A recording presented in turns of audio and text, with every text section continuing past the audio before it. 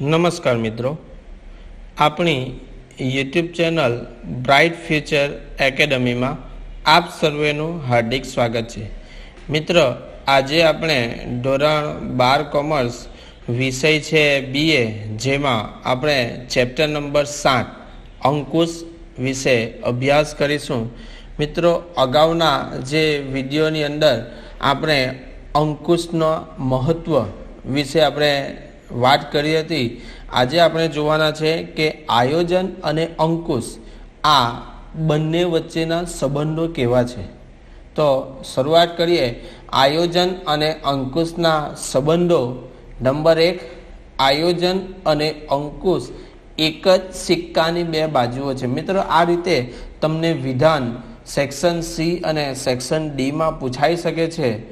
આયોજન અને અંકુશ એક જ સિક્કાની બે બાજુઓ છે. શરૂઆત કરીએ. આયોજન અને અંકુશ એ સંચાલનના બે ખૂબ જ મહત્વના એકબીજા ઉપર આધારિત પરસ્પર આધારિત કાર્યો છે. આયોજનની સફળતાનો આધાર અંકુશ ઉપર રહેલો છે.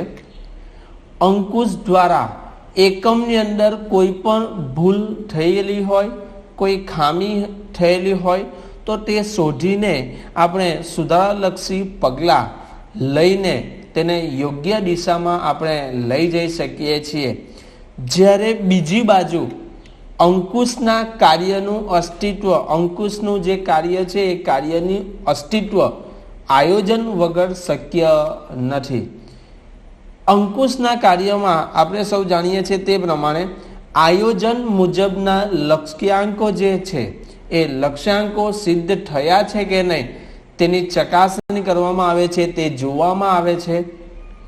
એકમમાં જો આપણે આયોજન તૈયાર કરવામાં આવ્યું જ ન હોય તો અંકુશના કાર્યની કોઈ જરૂર રહેતી નથી. તો મિત્રો, આના ઉપરથી આપણે એ કહી શકીએ કે આયોજન વગર અંકુશ શક્ય નથી, અંકુશ વગર આયોજન શક્ય નથી. બરાબર. એટલે અહીંયા એક અંગ્રેજીમાં સરસ મજાનું સેન્ટેન્સ અહીંયા આપેલું છે કે પ્લાનિંગ એન્ડ કંટ્રોલિંગ, એટલે કે આયોજન અને અંકુશ are two sides of same coin, એક સિક્કાની બે બાજુ છે એવું અહીંયા કહેવામાં આવેલું છે. મિત્રો, આ થઈ ગયો આયોજન અને અંકુશ વચ્ચેનો સંબંધ. મિત્રો, આના પરથી આપણે એવું પણ કહી શકીએ કે આયોજન અને અંકુશ એકબીજા વગર અધૂરા છે. આયોજન વગર અંકુશ અધૂરું છે, અંકુશ વગર આયોજન પણ અધૂરું છે, નકામું છે. મિત્રો, ખૂબ સરસ છે. આપણે સેક્શન C અને સેક્શન Dની અંદર આવા વિધાન સમજાવવામાં તમને પૂછાઈ શકે છે. હવે આપણે જોઈશું બીજા નંબરનું જે કંઈ આપણું સંબંધો છે તે પરિવર્તનો સામે રક્ષણ. એવું કહેવાય છે કે આયોજન અને અંકુશ જ્યારે પણ એકમની અંદર પરિવર્તનો આવે છે તો એ પરિવર્તનોની સામે આપણને રક્ષણ પૂરું પાડે છે. ચાલો શરૂ કરીએ. આયોજનમાં જે કાર્યક્રમ નક્કી કરવામાં આવેલો હોય છે, જે કાર્યક્રમ ઘડવામાં આવેલો હોય છે તેનો અમલ આંતરિક અને બાહ્ય પરિબળો ઉપર આધારિત હોય છે. આપણે સૌ જાણીએ છીએ કે એકમની અંદર આંતરિક અને બાહ્ય એમ બે પરિબળો અસર કરતા હોય છે. તો કે આયોજનમાં જે કંઈ કાર્યક્રમ આપણે નક્કી કરેલો છે, આયોજનની અંદર આપણે જે કંઈ યોજના બનાવી છે તેનો અમલ આ આંતરિક અને બાહ્ય પરિબળો ઉપર આધારિત હોય છે. આંતરિક પરિબળો એવા છે કે જેના ઉપર આપણે નિયંત્રણ લઈ શકીએ છીએ, એના આપણે કાબૂમાં રાખી શકીએ છીએ, એના ઉપર આપણે અંકુશ રાખી શકીએ છીએ. જ્યારે કે બાહ્ય પરિબળો એવા છે કે જેના ઉપર આપણો કોઈ પણ જાતનો અંકુશ હોતો નથી, પણ એના ઉપર રાખવો પણ જરૂરી છે ખરો. એટલે બાહ્ય પરિબળો જેવા કે સરકારની નીતિ, હરીફાઈ, તેજી અને મંદી, કાચા માલની અછત, લોકોની અભિરુચિ, ફેશનમાં પરિવર્તન વગેરે માટે અંકુશ જરૂરી બને છે. બાહ્ય પરિબળોને આપણે સમજીએ, બાહ્ય પરિબળોને અનુસાર સુધારાલક્ષી પગલાં લઈને આપણે આયોજન અનુસાર કાર્ય થાય તે જોવાનું કાર્ય અંકુશનું છે. આમ એવું કહી શકાય કે આયોજન અને અંકુશ એ જ્યારે પણ ભવિષ્યમાં ધંધાકીય એકમમાં નાના મોટા પરિવર્તનો આવે છે તો એ પરિવર્તનો સામે આપણને રક્ષણ પૂરું પાડે છે. ત્યાર પછી આપણે ત્રીજા નંબરનું જે વિધાન છે એ જોઈશું, અંકુશ માટે આયોજન પૂર્વ શરત છે. આપણે અગાઉ જોઈ ગયા કે ભાઈ બંને કાર્ય એકબીજા વગર અધૂરા છે. એકમના ધ્યેય સિદ્ધ કરવા યોજનાઓ ઘડવાનું કાર્ય આપણે સૌ જાણીએ છીએ આયોજનની અંદર થાય છે.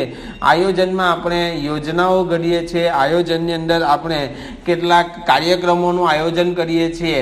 તો યોજનાઓ મુજબ, કાર્યક્રમ મુજબ એકમની પ્રવૃત્તિ કે કાર્ય થાય છે કે નહીં, ચાલે છે કે નહીં, તે જોવાનું કાર્ય કોનું છે? અંકુશ કરે છે. અંકુશના કાર્યમાં આયોજનના નક્કી કરેલા ધોરણો સાથે કામગીરીના પરિણામોને સરખાવવામાં આવે છે અને જો તેમાં વિચલનો જણાય તો એ વિચલન જણાય તો સુધારાત્મક પગલાં પણ લેવામાં આવે છે. આ માટે એવું કહી શકાય કે અંકુશના કાર્ય કરતા પહેલા આયોજન થયેલું હોવું જોઈએ. અંકુશના કાર્ય માટે આયોજન એ પૂર્વ શરત છે. નંબર 4, ચોથા નંબરનો જે સંબંધ આપેલો છે, આયોજન એ અંકુશનો જન્મદાતા છે.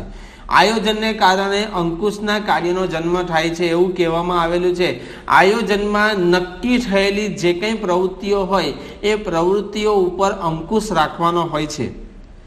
તેથી આયોજન વગર અંકુશનું કાર્ય શરૂ થઈ શકતું નથી. એવું અહીંયા કીધું છે કે ભાઈ જ્યાં સુધી તમે આયોજન બનાવતા નથી ત્યાં સુધી અંકુશનું કાર્ય શરૂ થતું નથી. કેમ નથી થતું? કેમ કે અંકુશનું કાર્ય એ છે કે આયોજનમાં તમે જે પ્રમાણે નક્કી કર્યું છે, આયોજનમાં તમે જે કાર્યક્રમ બનાવ્યો છે, આયોજનમાં તમે જે યોજનાઓ બનાવી છે તે યોજના પ્રમાણે કામ થાય છે કે નહીં તે જોવાનું કાર્ય અંકુશનું છે.